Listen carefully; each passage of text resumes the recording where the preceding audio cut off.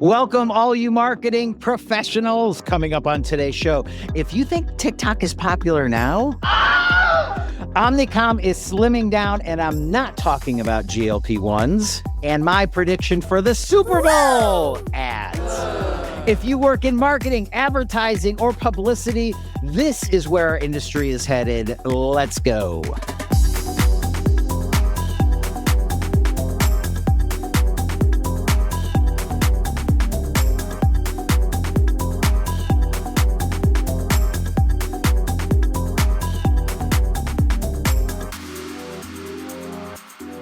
Welcome to Slim Goodbody's favorite YouTube show about marketing. I'm Matthew Newell. And I'm Chris Stone, and this is the show that strips away the BS and exposes the vital organs of marketing. So whether you're a first-timer or a seasoned vet, you'll see exactly what makes campaigns tick, and you can crush it this week. Matthew, are we ready to dissect the good stuff?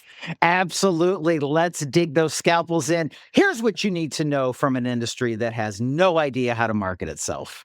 Today's lead headline, as we have covered previously on this show, the wait is over for the future of TikTok.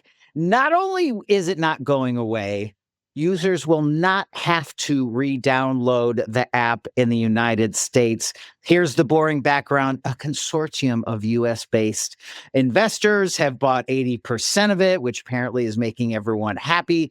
They will retrain the algorithm for some ding-dong reason. I don't know what that has to do with security. If you are in the beauty, apparel, food and beverage, or consumer tech industries, take all of your chips and push them to the center of the table right now on TikTok. Not just for right now. They've got a great shopping cart and great shopping experience, but it's the fourth quarter. So, a couple other businesses are going to explode 2, 3, 4x growth because of TikTok this holiday season. So hallelujah, TikTok gets to stay. But now with American investors who think they can retrain an algorithm like a golden retriever that maybe peed on the carpet, what could possibly go wrong? Next up in our marketing queue, Omnicom has completed its purchase of Interpublic Group and subsequently announced 4,000 layoffs. I'm so sorry for all of you people. The good news is, at least for marketers and creatives, most of those layoffs are in the redundant admin and operational side.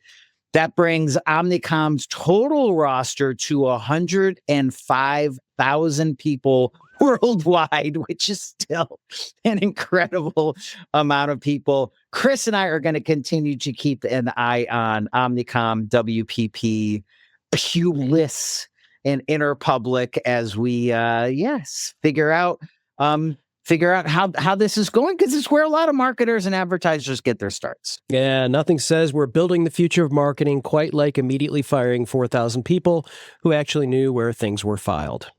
And our final headline, we are 4th in inches away from the 2026 Super Bowl. And I have a prediction that won't affect the Polymarket forecast at all. My prediction for this year's Super Bowl advertisers, the winners will be the one that I am calling will have the Monday morning effect. This is not about just talking about the ad on Monday morning and winning like the best ads.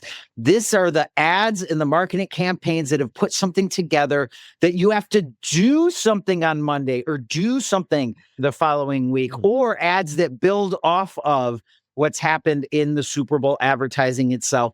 It's an incredible investment, multi-millions worth of dollars that go into this, and advertisers and big brands are looking to extend that impact from that 30 seconds in the Super Bowl to next year. And by the way, if you say anything with Super Bowl, if you say Superb Owl, if you say the big game, grow a backbone. You're only breaking the law if you infer that you're an official sponsors. Don't let the lawyers win here.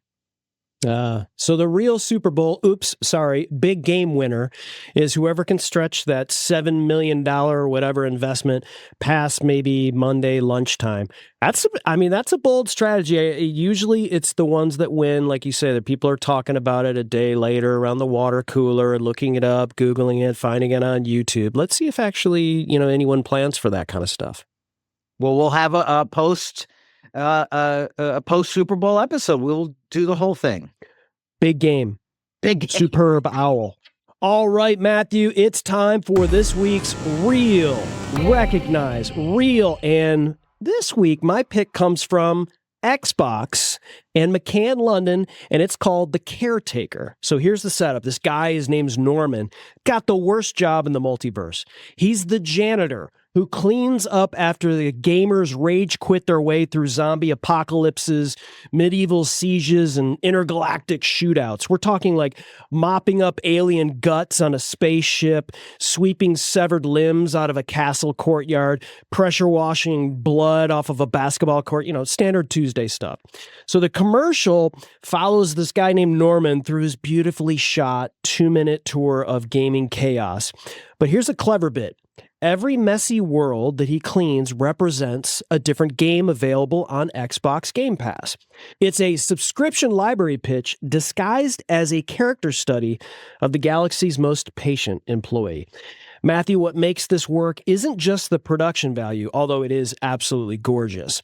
It's that they found an actual human angle in a category that's usually it's screaming, more explosions, play now, be a hero. Instead, what if we just showed you the aftermath? What if the unsung hero isn't Master Chief from Halo or whatever? It's the guy with the mop.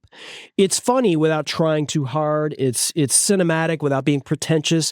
And it makes this whole hundreds of games, one subscription feel less like a sales pitch and more like a punchline Norman's been living with for years. The spot ends with Norman catching a break with a fellow caretaker named Susan. Because even in fictional game worlds, everybody needs a break room and someone who gets it. Bottom line, Xbox turned a service feature into a story. They made variety feel visceral, and they did it without a single gamer bro screaming into a headset. And that's how you clean up in the category. Real, recognize real. Xbox, baby. And in my experience, those huge tech firms do not do well with this kind of big emotional style advertising. So bully for them. For my real, recognize real, Chris, we're going to do something a little different. We don't need a new graphic. We're going to switch this into uncomfortable marketing conversations with Matthew Newell. Panera, I am looking at you. Pre-pandemic, your CEO came out to the media and was complaining that no one knew that Panera, which is true, had the most amount of clean products, GMO, no GMO, they, all that good, healthy stuff. Okay. My first thought was, if no one knows that, it's because your company as a CEO haven't told them. So fast forward almost 10 years, they release a new spot. The spot has nothing to do with clean foods, and then it finishes with a tagline that says, it just meals good. Now, pro tip. Anytime that any of your competitors can use your exact tagline without modifying it at all, you've gone down a bad path. It just meals good. I don't understand what that means at all. That does not draw me to it. Then here's where it gets even more uncomfortable.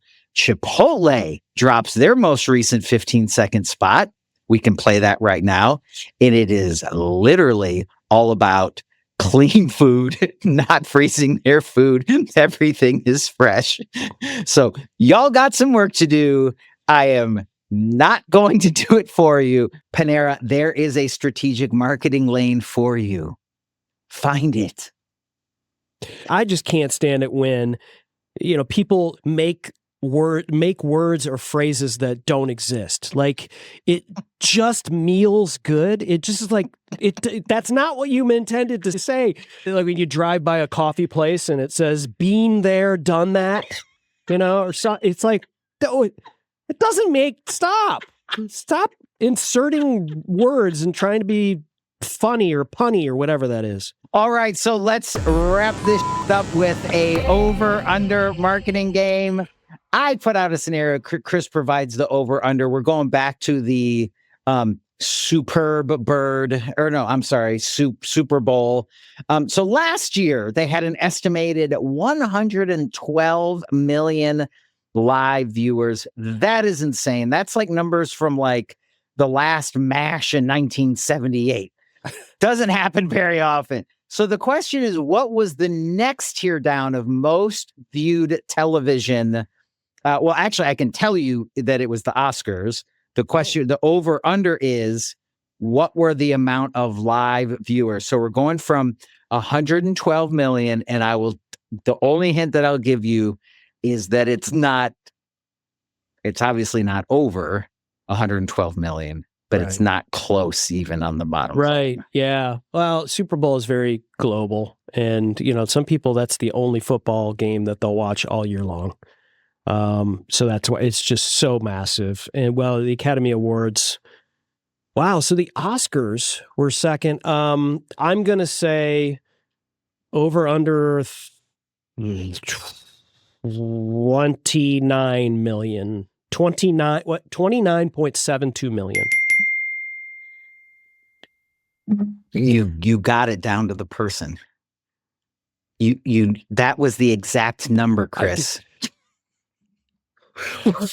I'd like to thank the Academy for me nailing it on the nose. It actually wasn't. So if you know if it's over or under, put your answers in the comment slot in the places that every one of these tubes has you type into. And don't forget to hit the like and the subscribe and smash that button and that button, because it actually kind of helps us do this thing a little bit more often. And thank you for those who have been watching and listening thus far. And that's all for this week's Marketing Machines and Mischief. But before you go, a little lesson learned. Creatives, get a good night's sleep before your next big undertaking. See you next week. Oh, bye.